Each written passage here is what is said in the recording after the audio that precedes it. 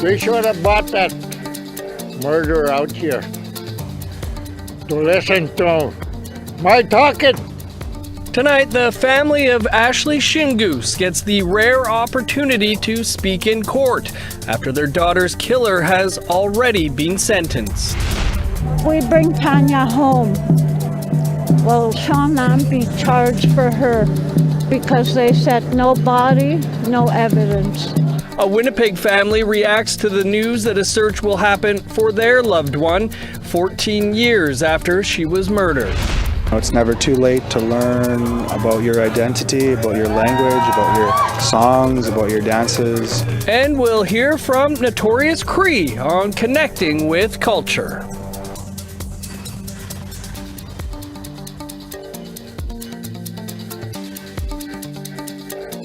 Good evening, I'm Dennis Ward. Welcome to APTN National News. The family of Ashlee Shingoose read out their victim impact statements at the Manitoba Court of King's Bench in Winnipeg Friday morning. It's been almost a year since serial killer Jeremy Skibitsky was sentenced for Shingoose's death and those of 3 other First Nation women. It is rare for impact statements to be read in court after a trial.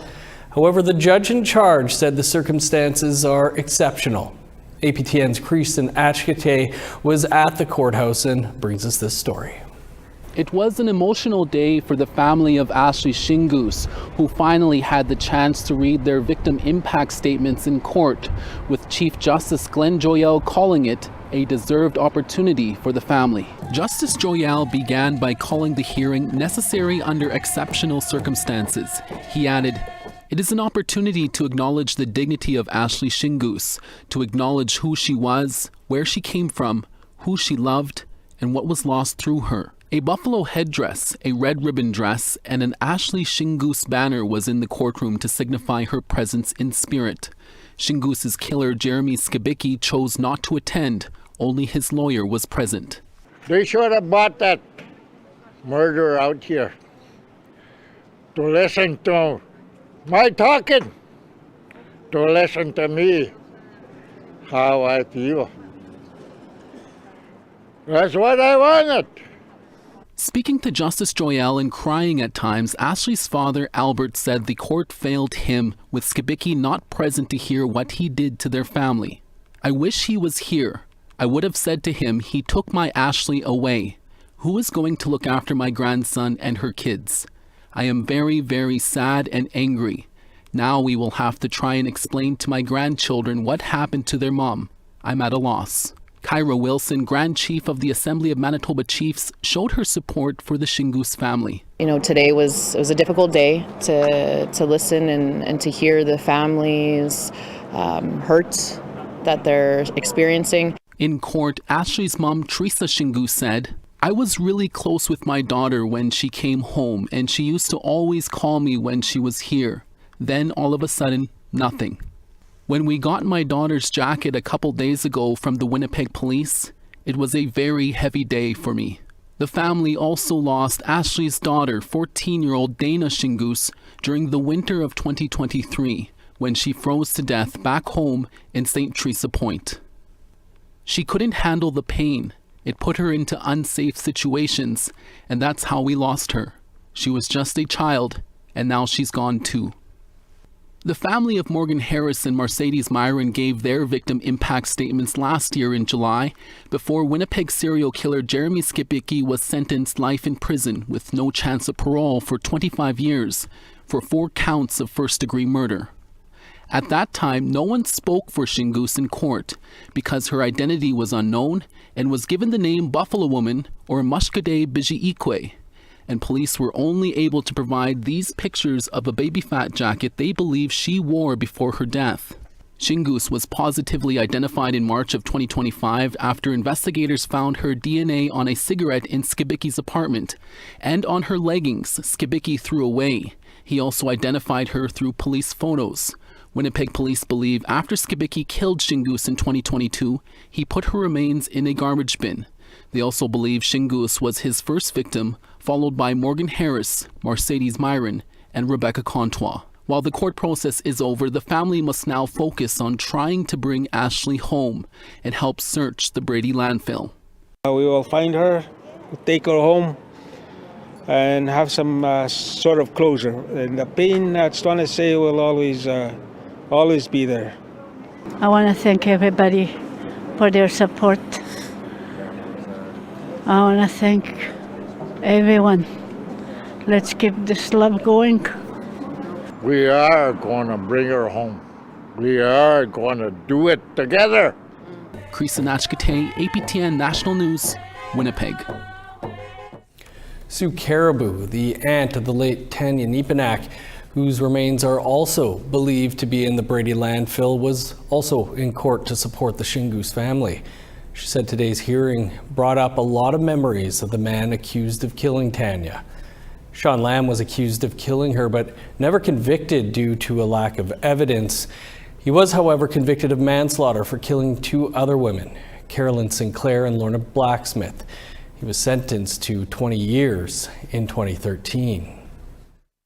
I'm very overwhelmed today because hearing it in court again, being in court again, and that's the same thing with Sean Lamb.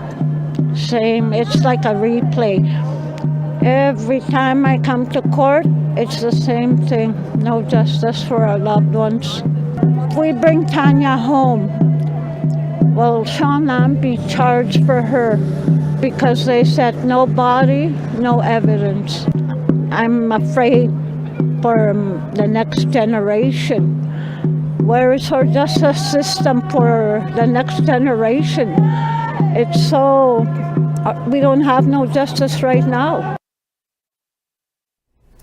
Meanwhile, an unidentified Indigenous woman who was found deceased in a downtown Winnipeg hotel has been gifted the name Mashkode Bizhiki'ikwe, or Buffalo Woman.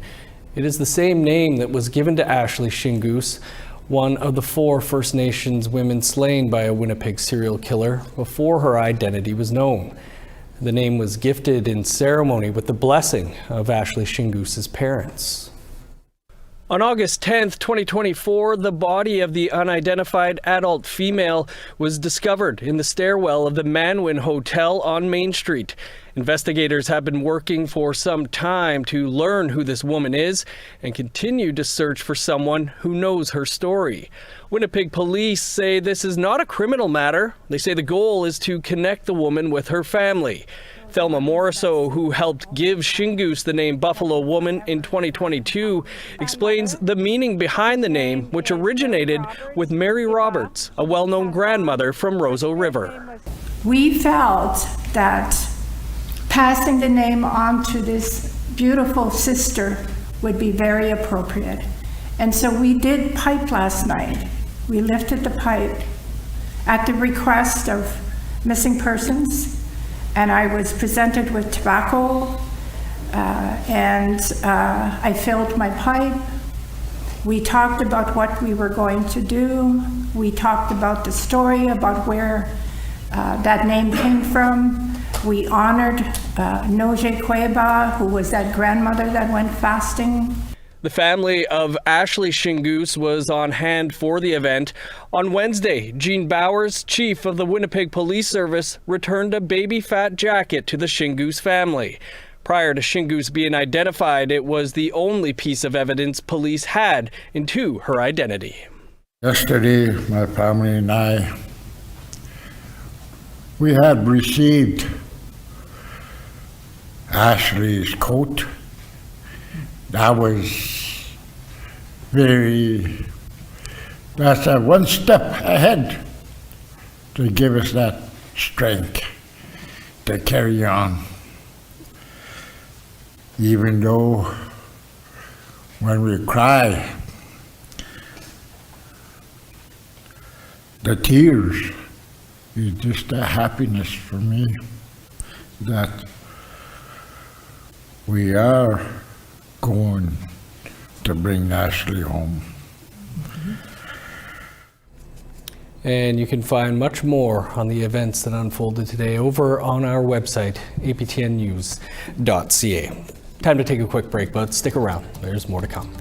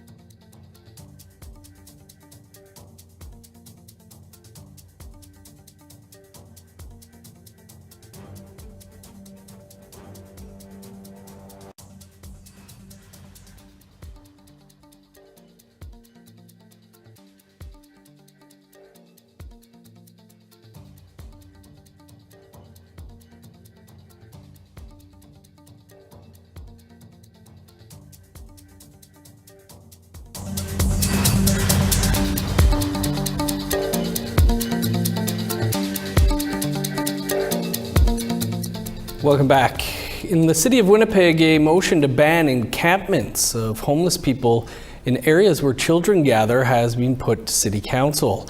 Our Julia Ross spoke with the councillor behind the motion and the head of a frontline organization that works with the homeless.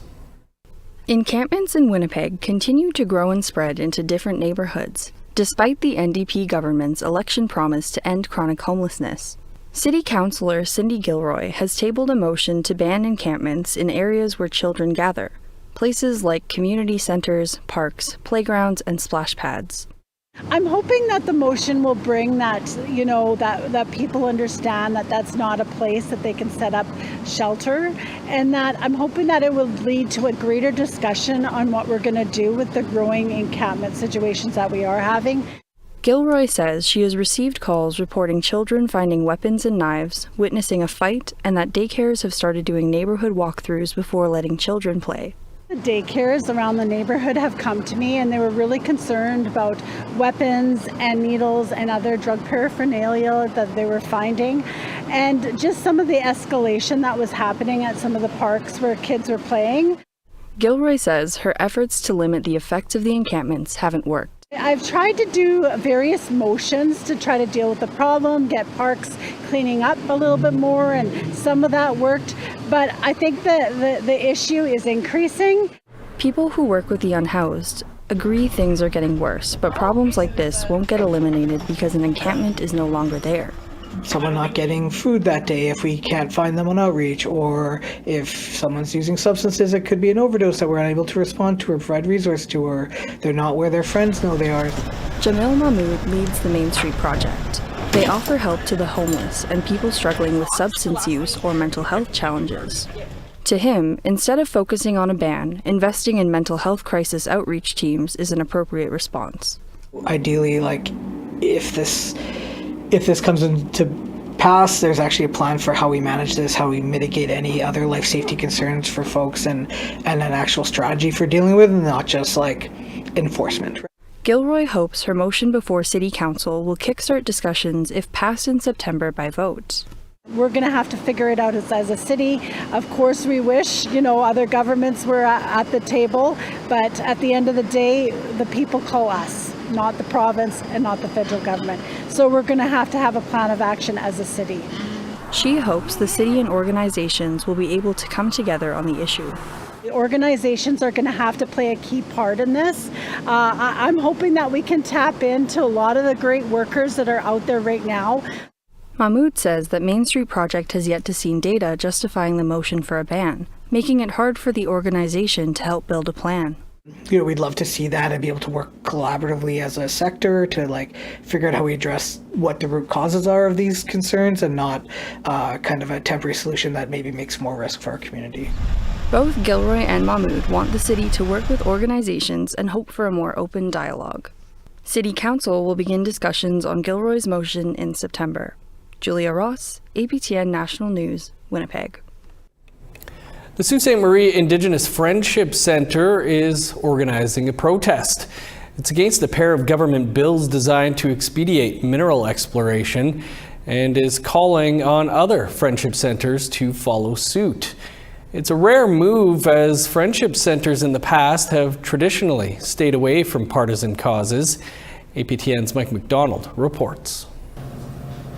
Kathy Surratt, the executive director of the Sault Ste. Marie Indigenous Friendship Centre, says the organization is not necessarily engaging in partisan politics. Rather, it's sticking to its mandate to advocate for urban Indigenous people. Still remaining and having that non-partisan status, but yet more advocating on behalf of our people, for our people, and with our people, in terms of those laws that are not helping our people. For instance, the Bill 5 and Bill C5, and how that affects urban Indigenous people. Surratt says with friendship centers offering programs designed to reconnect urban Indigenous people with their culture, they too will feel the impact of Bill 5 and C5.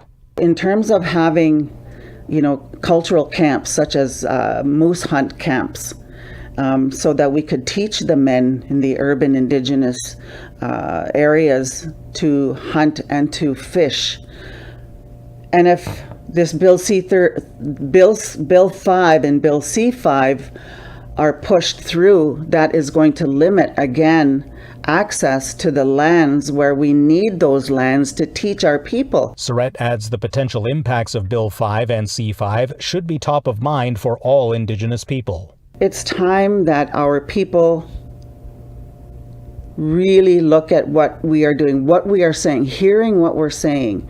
And the only way to do that is to grab their attention and to advocate, not only as a friendship center, but all Indigenous people, urban and the local First Nations, are also invited to come and walk with us. And it's going to be a very peaceful walk, a demonstration, just voicing our concerns over the land. And generally, you know, Indigenous people are stewards of the land, of our waters. And this is going to really impact First Nations as well as urban. The Say No to Bill 5 and Bill C5 rally will be held the morning of September 9th, which is the 175th anniversary of the signing of the Robinson-Huron Treaty. Mike McDonald, APTN National News, Sault Ste. Marie. Thanks, Mike. We're always looking for your feedback or story ideas. Here's how you can continue the conversation with us. If you have a story you'd like to share, you can send us an email to news@aptn.ca. To read and watch our stories, you can go to our website, aptnnews.ca. You can also find us online on your favorite social media sites, including TikTok, YouTube, LinkedIn, and X. Follow APTN News to join the conversation and see our latest stories. An Indigenous Languages Summit wrapped up on Thursday in Ottawa. Hoop dancer Notorious Cree was at the event. We'll hear from them after the break.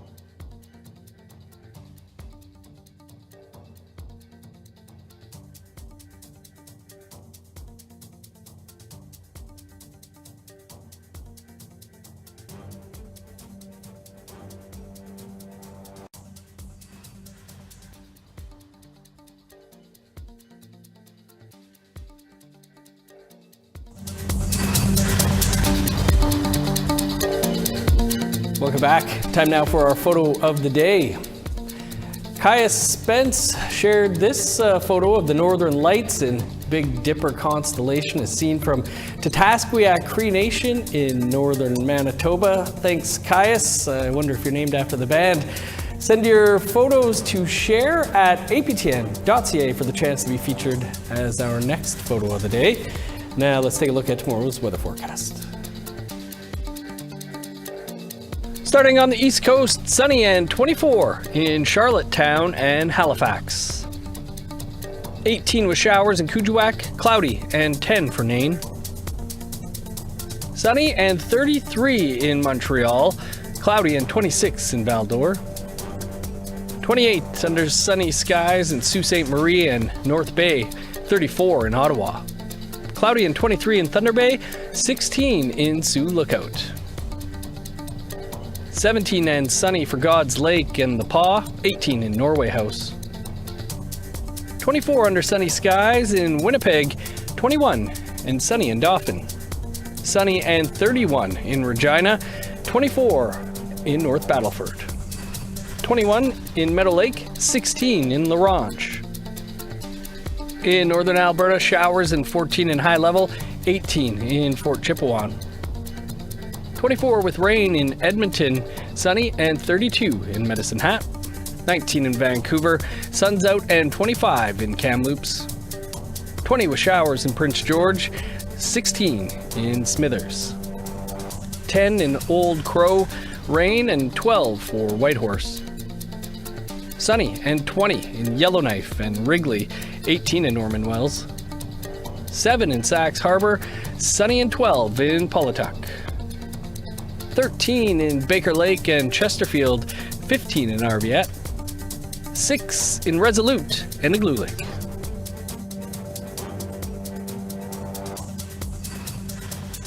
The Waves 2025 Conference for Indigenous Languages wrapped up on Thursday.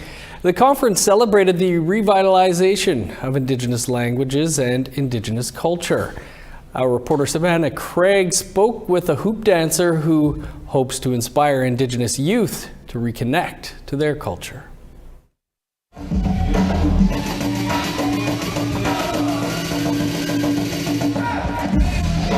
Notorious Cree, a name that represents a blend of hip-hop and Indigenous culture.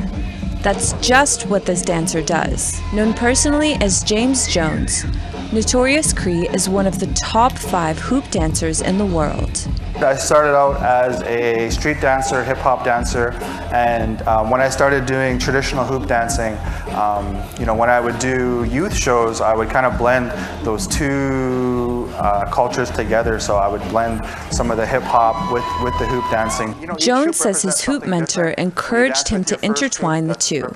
I never grew up entrenched in culture. I moved from my community, I moved to Edmonton, moved to the inner city as a young Native kid, and found hip hop and found all these other outlets to kind of express myself. And when I found hoop dancing, it was like kind of my way back to my culture, and that led me to powwows, to ceremonies, and things that had been missing in my life for a number of years. Jones hails from Tall Cree First Nation in Treaty 8 territory, northern Alberta. He took his experience reconnecting to his culture from performing in public to the internet. Apps like TikTok can be used as a tool to share, educate, and share my storytelling and as well as my dancing. I had a lot of youth reaching out saying, hey, can you share more about the context behind some of the dances and, some of the words you're saying in your language, He says sharing this content can also help reduce stereotypes about Indigenous people. What they see in the media, Dances with Wolves and Pocahontas and all these Disney TV shows, but, when they actually see that we're just regular people, we have doctors, we have lawyers, we have educators, we have people working in all these institutions, they can see us from that human being side instead of just the Hollywood version that they see a lot. He encourages those who are seeking to reconnect to their culture to just do so. It's never too late to learn about your identity, about your language, about your songs, about your dances. Savannah Craig, APTN National News, Ottawa. Pretty cool stuff. Do you know who else is also cool? Kim Sullivan. And she's back in the host chair this week for Nouvelle Nationale. Hey Kim, what can we expect tonight? Hey Dennis, happy to be back in studio for tonight's French broadcast. There's an update about the controversy with the elections for the Mohawk Council of Kanesatake, but also a first space mission for the province of Quebec, first in Canada since 1998, has ties to an Indigenous community here. Plus, it was a resounding success for the 35th edition of the First Peoples Festival, and we share one of the highlights. You get all that, and you get to meet our new journalist. It's happening tonight, 6:30 Eastern. Don't miss it. Looking forward to it all. Thanks, Kim. You can catch Kim right here in just a few minutes' time. It's all the time we have for your APTN National News for this Friday. Tune in tomorrow at 6 p.m. Eastern Time, though, for APTN National News Weekend. And never miss a story by visiting our website, aptnnews.ca. I'm Dennis Ward. Marcy Miigwech, thanks for being with us. Stay tuned. Kim is up next. Have a good night.